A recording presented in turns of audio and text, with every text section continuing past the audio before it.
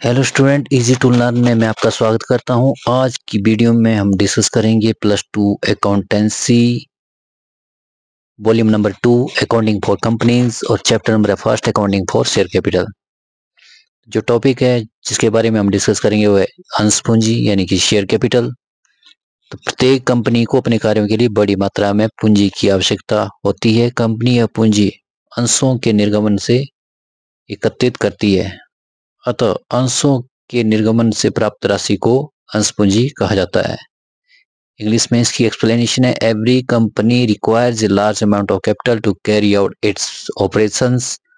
Companies raise this capital by issuing shares, therefore the capital raised through the issue of shares is called share capital. अब अंश पूंजी के प्रकार, types of share capital.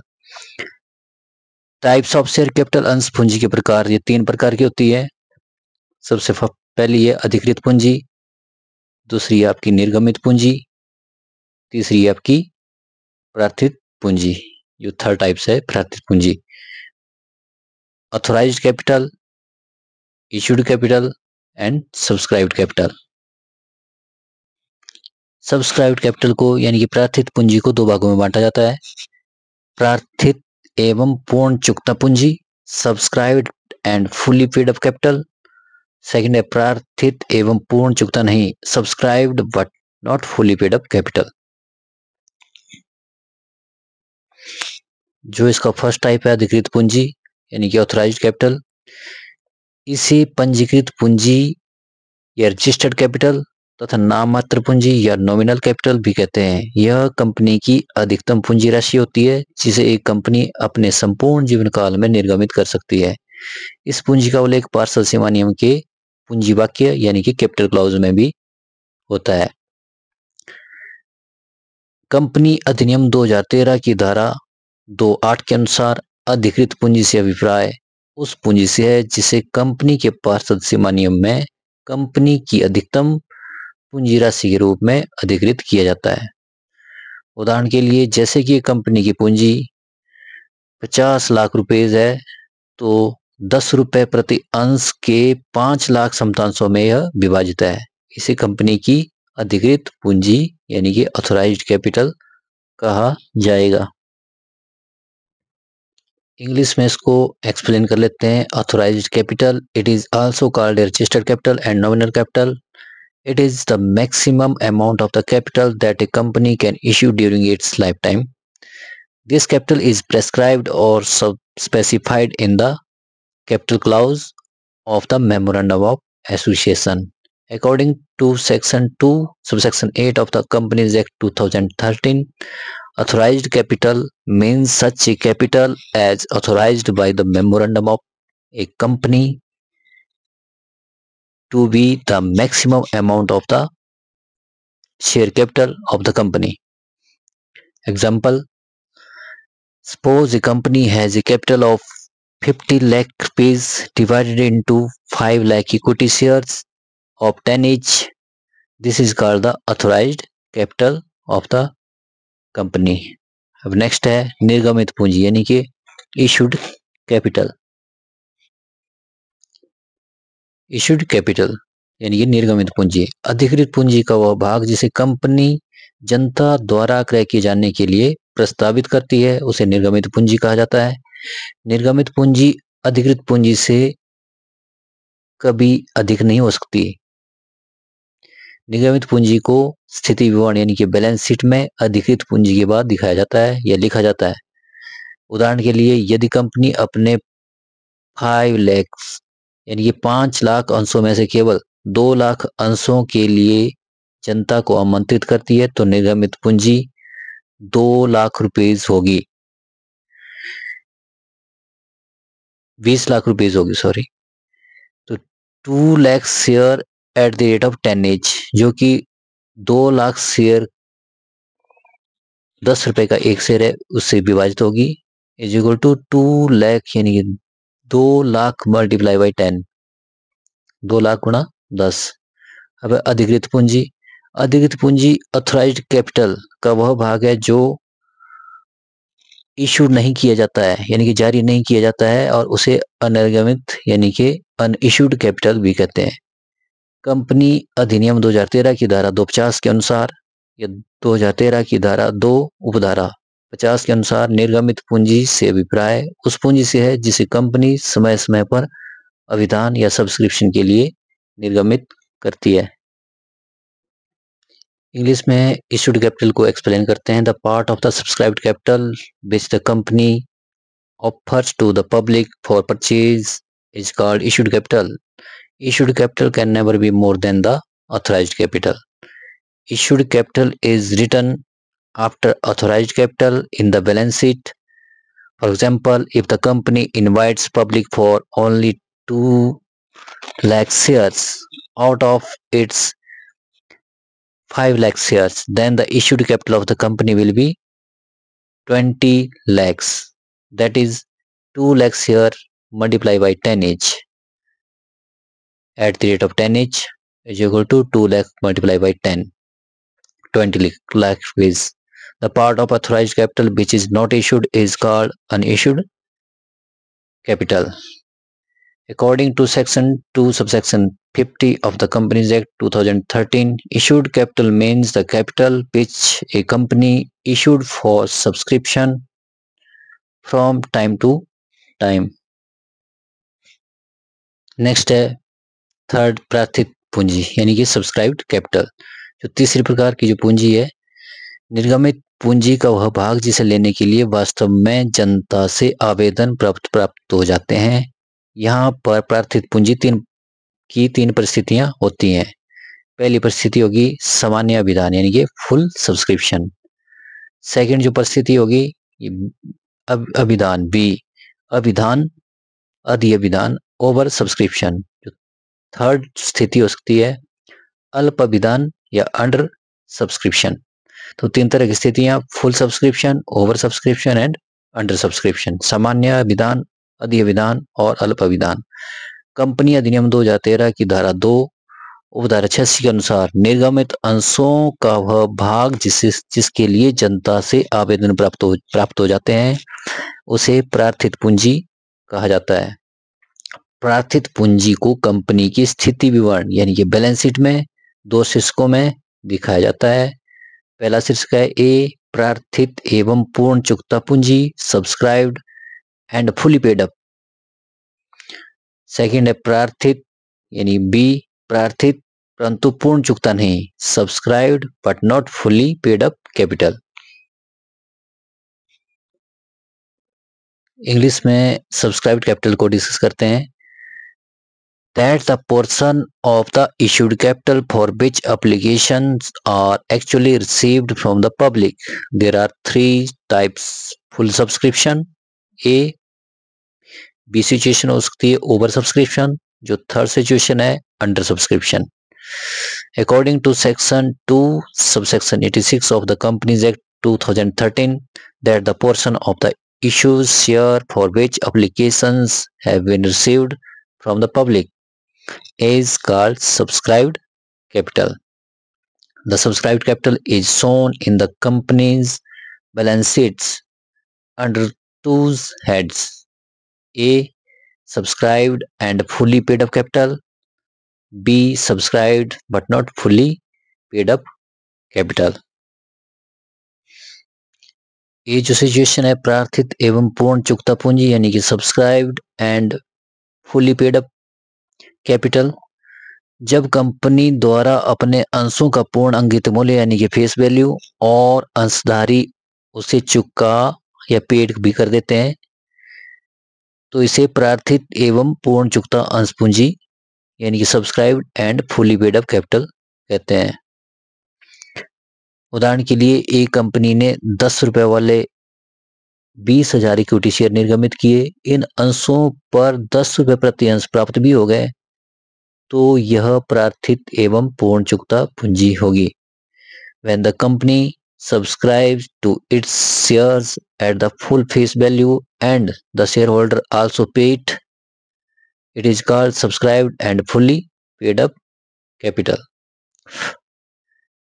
Example: a company issued 20,000 equity share at the rate of 10 each. These share also received Rs 10 per share. Then it is called subscribed and fully paid up capital. Second जो situation है वह B, प्रार्थित परंतु पूर्ण चुकता नहीं, subscribed but not fully paid up. प्रार्थित परंतु पूर्ण चुकता नहीं को नोट्स टू अकाउंट्स में शेयर कैपिटल शीर्षक के अंतर्गत निम्न दो परिस्थितियों में दिखाया जाता है।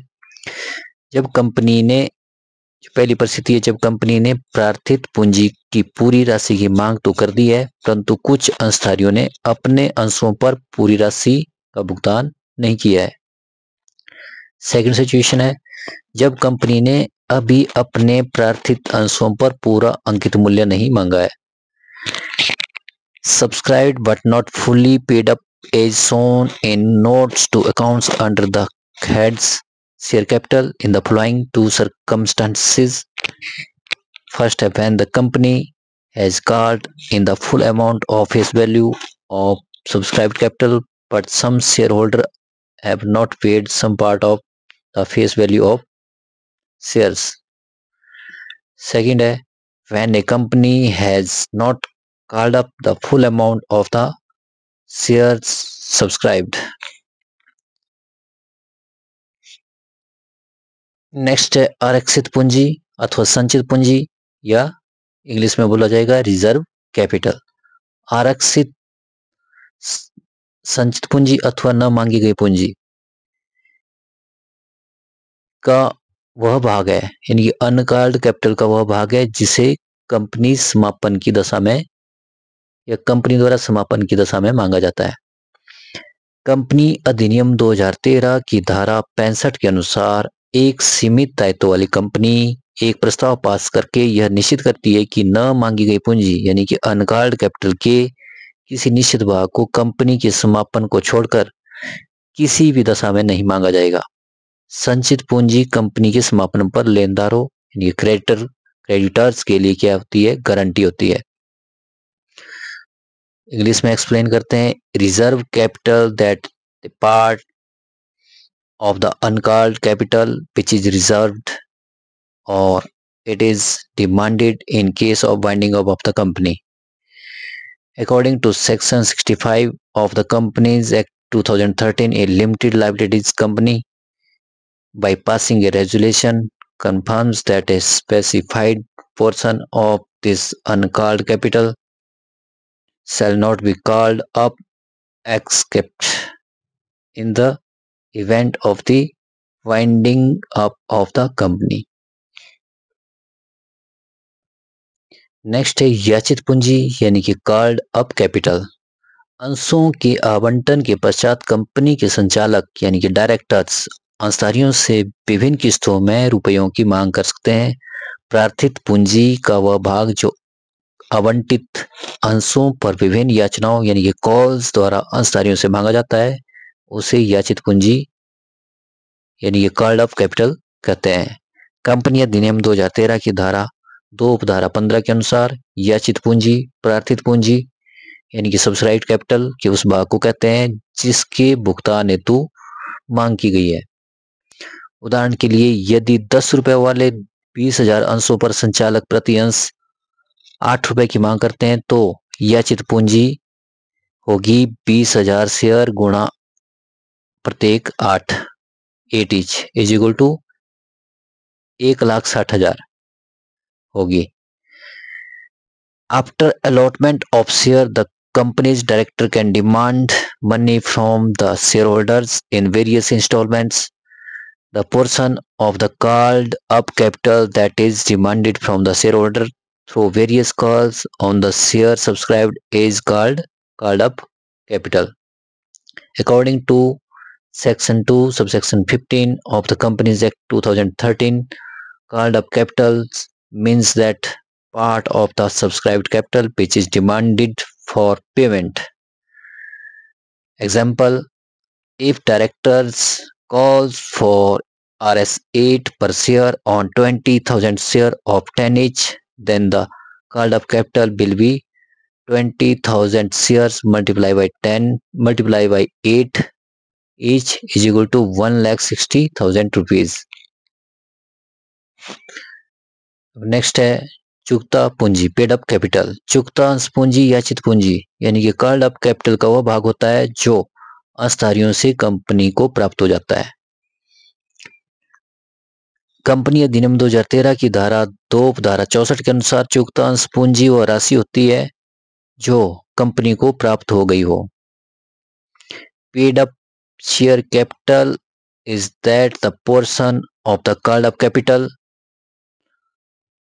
which the companies received from its shareholders according to section 2 subsection 64 of the Companies Act 2013. Paid up share capital is the amount of money received by the company. Next है प्रारंभिक व्यय यानी कि प्रीलिमिनरी एक्सपेंसेस। कंपनी की स्थापना के संबंध में किए गए व्ययों को प्रारंभिक व्यय कहते हैं। इनमें निम्नलिखित व्यय शामिल होते हैं। नंबर 1, कंपनी के रजिस्ट्रेशन के लिए विभिन्न प्रलेखों को तैयार करने तथा छपवाने के व्यय। सेकंड, स्टाम्प ड्यूटी तथा रजिस्ट्रेशन की फीस। तीसरा, सर मुद्रा की लागत। चौथा, अधिकृत पूंजी पर चुकाई जाने वाली ड्यूटी। पांचवा, अभिभावकों यानी कि अंडरराइटरों को दिया जाने वाला commission. The expenses incurred in connection with the establishment of the company are called preliminary expenses. These expenses include the following. First, expenses incurred in preparing and printing various documents for registration of the company. Second, stamp duty and registration fees. Third, the cost of common sale. Fourth, duty to be paid on authorized capital. Fifth, commission to be paid to underwriters. इसकी जो journal entry होगी, accounting entry for preliminary expenses, security premium reserve account debited और statement of profit and loss account debit to preliminary expenses account.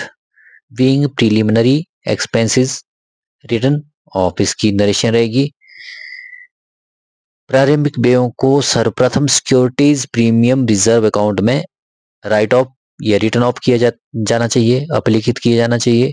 Securities premium reserve में पर्याप्त राशि न होने पर लाभ हानि विवरण के आधिक्य यानी कि सरप्लस से राइट ऑफ किया जाना चाहिए। Preliminary expenses should first be written off to the security premium reserve account. If there is insufficient funds in the security premium reserve, the write-off should be made from the surplus of the profit and loss statement account. तो student, जो next topic है वह अंशों का निर्गमन, issue of share. कोई भी company अपनी पूंजी को अंशों के निर्गमन द्वारा प्राप्त कर सकती है। इस तरह एक सार्वजनिक कंपनी, पब्लिक या गवर्नमेंट कंपनी 3 प्रकार से अपनी अंश पूंजी एकत्रित कर सकती है। फर्स्ट है अंशों के निजी विक्रय द्वारा, private placement of shares. Second है अंशों का सार्वजनिक निर्गमन, public issue of shares. Third है नकदी के अतिरिक्त किसी अन्य प्रतिफल के बदले में अंशों का निर्गमन, for consideration other than cash. A company can raise its capital by issuing shares. A public company can raise its capital in the following 3 ways. अंशों का निर्गमन या पूंजी एकत्रित करने का कंपनी द्वारा जो पहला तरीका है, निजी आवंटन या निजी स्थानापन्न, इंग्लिश में इसको बोला जाएगा प्राइवेट प्लेसमेंट। तो कई बार सार्वजनिक कंपनी के संचालक यानी कि डायरेक्टर इस बात से सेटिस्फाइड होते हैं कि वह निजी साधनों तथा संबंधों के द्वारा कंपनी की पूंजी निर्गमित करने में सफल हो जाएंगे।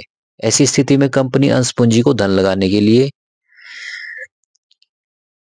जनता को आमंत्रित नहीं करती, बल्कि इसके स्थान पर संचालकों, उनके मित्रों, उनके रिश्तेदारों, संबंधित कंपनियों के अंशधारियों तथा वित्तीय संस्थाओं जैसे कि LIC, UTI, ICICI इत्यादि संस्थाओं को अंशों के निर्गमन के लिए संपर्क करती हैं।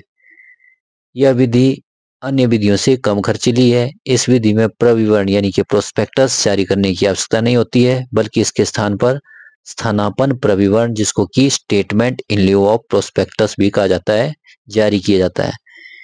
इसके लिए स्टॉक एक्सचेंज से परमिशन प्राप्त कर ली जाती है, यानी कि अनुमति प्राप्त कर ली जाती है। Sometimes the directors of a public company are convinced that they will be able to raise capital through their personal sources and connections. In such a situation, the company does not invite the public to invest the share capital, but instead approach directors, their friends, their relatives, shareholder of affiliated company, a financial institution such as LIC, UTI, ICICI, etc. for the issue of share. This method is less expensive than other method. In this method, there is no need to issue a prospectus. Instead, a substitute prospectus that is called statement in lieu of prospectus is issued. Permission for this is obtained from the stock exchange. अब निजी आवंटन की विशेषताएं यानी कि features और private placement. इस विधि द्वारा अंशों का निर्गमन बहुत कम समय तथा खर्चे में हो जाता है। दूसरा, संस्थागत निवेशक ऐसे निर्गमन में धन लगाना पसंद करते हैं। तीसरा, इस विधि के द्वारा दीर्घकालीन वित्त व्यवस्था करने में आसानी रहती है। चौथा, इस विधि में प्रविवरण बनाने की आवश्यकता नहीं होती है, बल्कि प्रविवरण के स्थान पर स्थानापन्न प्रविवरण बनाया जाता है। पांचवा, निजी विक्रय की स्थिति में इन अंशों के धारक कम से कम 3 वर्ष तक इन अंशों का निर्गमन या विक्रय नहीं कर सकते हैं। इसे प्रतिबंधित अवधि या लॉक इन पीरियड भी कहते हैं। इंग्लिश में एक्सप्लेन करते हैं। फर्स्ट है, by this method in the issue of share take place in very less time and within few days. Second, institutional investor prefer to fund such issues. Third, it is easy to arrange long-term finance through method. So, fourth है, in this method there is no need to prepare a prospectus. A substitute prospectus or statement in lieu of prospectus is prepared in place of the prospectus. Fifth, in case of a private sale, the shareholder of these shares cannot issue or sell them for at least 3 years. This is called restricted period or lock-in period. दूसरी जो विधि है, अंशों का सार्वजनिक निगम यानी कि public subscription of share. अंशों के सार्वजनिक निगम यानी कि पब्लिक इश्यू से अभिप्राय है सरकारी कंपनी द्वारा जनता को कंपनी के अंशों को क्रय करने के लिए प्रस्ताव देने से है। अंशों का निर्गमन कंपनी अधिनियम 2013 के प्रावधानों तथा सेबी के दिशा निर्देशों के अनुसार होता है। A public issue of shares refer to a public company offering share to the public to purchase. The issue of share is carried out in accordance with the provision of the Companies Act 2013 and SEBI guidelines. अंशों के सार्वजनिक निगमन की प्रक्रिया, procedure of public issue of share. तो first of all क्या किया जाएगा? प्रविवरण जारी करना, टू इशू प्रोस्पेक्टस। सेकंड, आवेदन पत्र प्राप्त करना, टू रिसीव एप्लीकेशंस। थर्ड है अंशों का आवंटन करना, to make allotment of share. Fourth है याचनाएं करना, to make calls.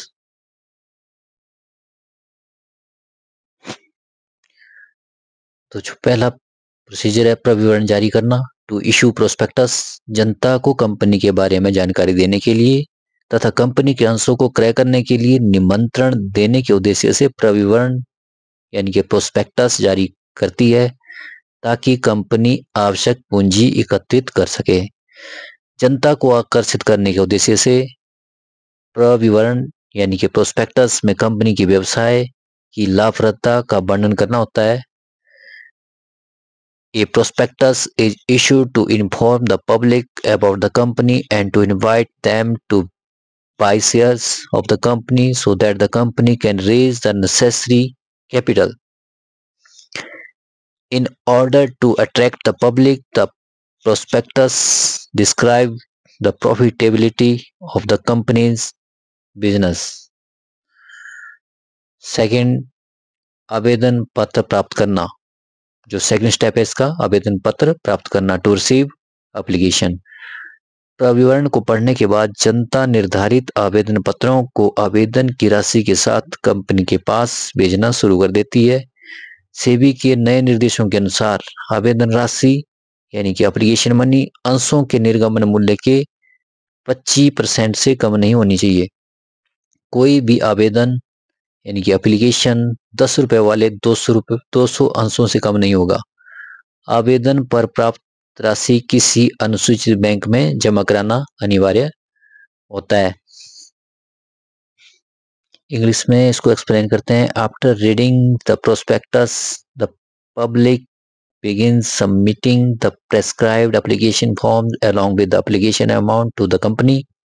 According to new SEBI guidelines, the application's amount must not be less than 25% of the issue price of the shares. No obligation will be accepted for this than 200 share of 10 inch.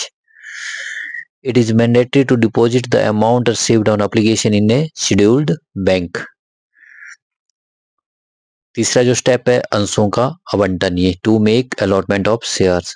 अंशों के आवंटन से विवराय अंशों के आवेदन पत्रों को स्वीकार करना। आवेदन पत्र प्राप्त करने की अंतिम तिथि के बाद बैंक सभी आवेदन पत्रों को कंपनी के पास भेज देता है। संचालक यानी कि डायरेक्टर्स तब तक अंशों का आवंटन नहीं कर सकते जब तक कि कंपनी को न्यूनतम अभिधान यानी कि मिनिमम सब्सक्रिप्शन की राशि प्राप्त न हो जाए।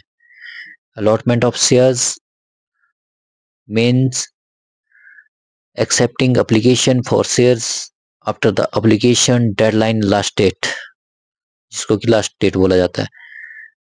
The bank forwarded all application to the company. Directors cannot allot shares until the company receives the minimum amount of subscription amount या minimum subscription amount। इसी कड़ी में जो चौथा स्टेप है वह याचनाएं करना, टू मेक कॉल्स। आवेदन यानी कि एप्लीकेशन तथा अलॉटमेंट के पश्चात कंपनी द्वारा अंशधारियों से मांगी गई राशि को याचना या कॉल्स कहा जाता है। अधिकतम 3 याचनाएं हो सकती हैं। कंपनी द्वारा अंश की राशि आवेदन तथा आवंटन यानी अलॉटमेंट के समय मांगी जा सकती है तथा शेष बची हुई राशि को संचालक किस्तों द्वारा अंशधारियों से मांग सकते हैं। प्रत्येक याचना को एक नंबर दिया जाता है, जैसे प्रथम याचना फर्स्ट कॉल, द्वितीय याचना सेकंड कॉल, तृतीय एवं अंतिम याचना थर्ड एंड फाइनल कॉल। अंतर्नियमों के अभाव में कंपनी अधिनियम में दी गई टेबल एफ के प्रावधान लागू होते हैं जो निम्नलिखित हैं।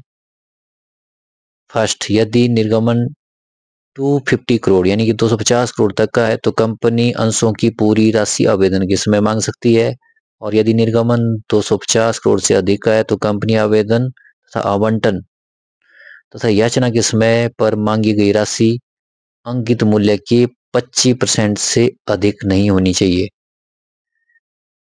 सेकंड है,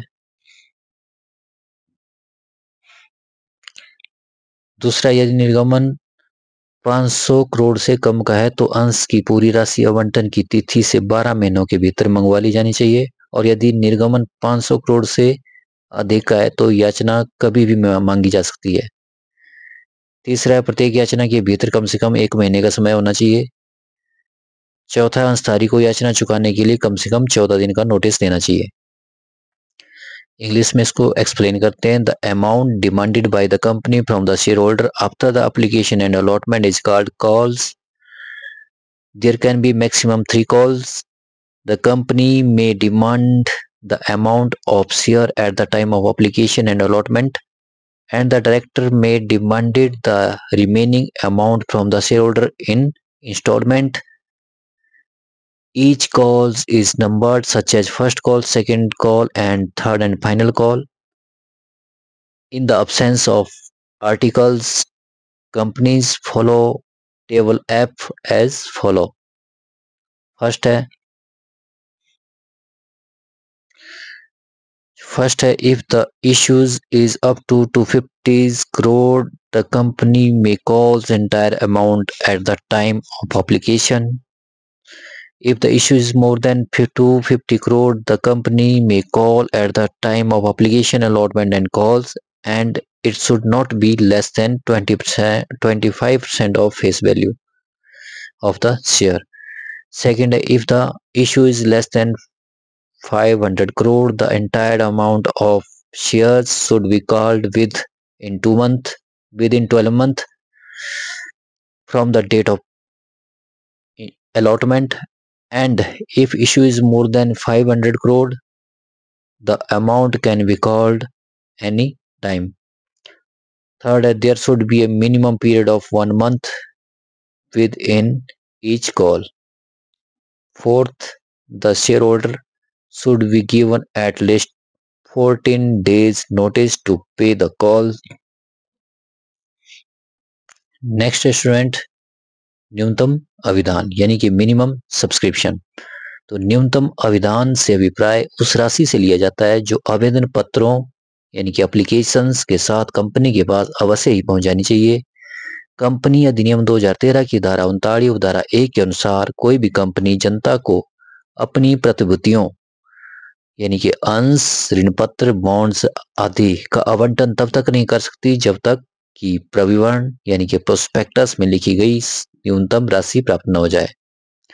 कंपनी अधिनियम 2013 की धारा 39 उपधारा 1 के अनुसार न्यूनतम अविधान प्रविवरण में लिखित वह राशि होती है जो आवेदन पत्र पर यानी कि एप्लीकेशन के समय देय होनी चाहिए। कंपनी द्वारा आम जनता को निर्गमित इस अंशों के देय आवेदन राशि का 90% जब तक कंपनी द्वारा प्राप्त नहीं कर लिया जाता तब तक कंपनी अंशों का आवंटन नहीं कर सकती है। यदि न्यूनतम अविधान यानी कि मिनिमम सब्सक्रिप्शन की राशि प्रविवरण जारी करने के 30 दिनों के अंदर सेबी द्वारा निर्धारित अवधि के अंदर प्राप्त नहीं होती है तो आवेदन पत्र पर प्राप्त राशि निर्गमन बंद होने के 15 दिनों के अंदर वापस करनी होगी।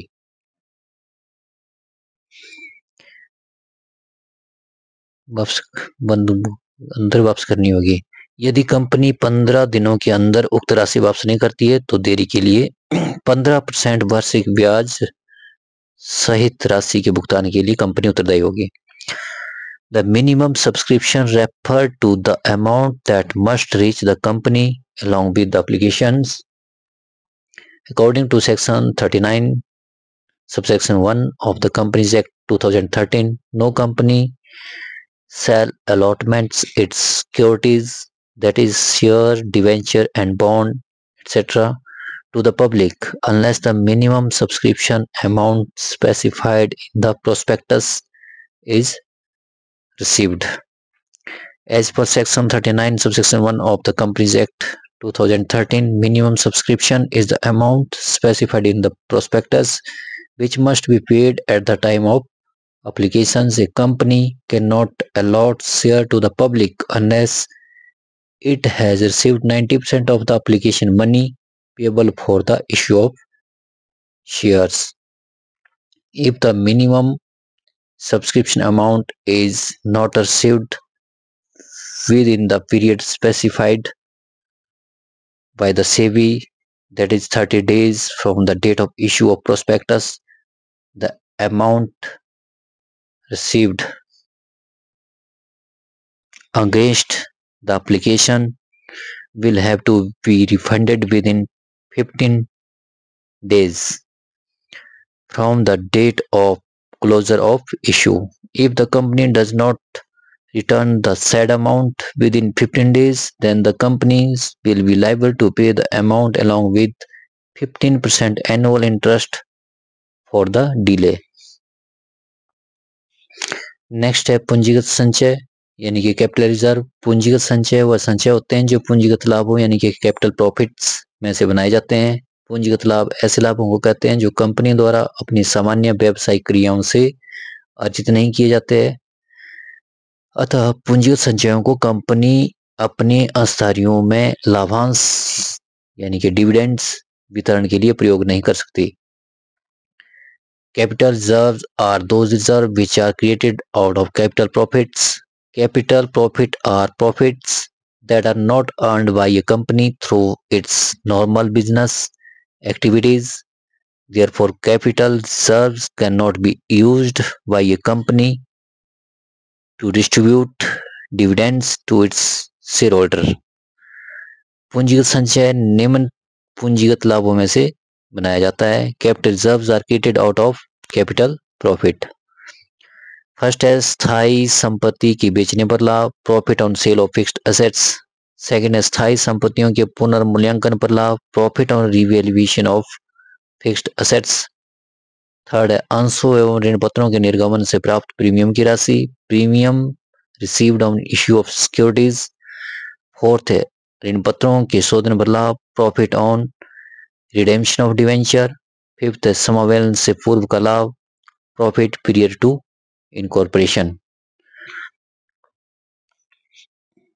तो स्टूडेंट इस वीडियो में हमने बहुत से टॉपिक डिस्कस किए हैं। उम्मीद करता हूं कि आपको सभी टॉपिक अच्छे से समझ में आ गए होंगे। आप अपने क्वेरीज के लिए इसमें कमेंट भी कर सकते हैं। अब मिलते हैं नेक्स्ट वीडियो में नेक्स्ट टॉपिक के साथ। तब तक के लिए जय हिंद, वंदे मातरम।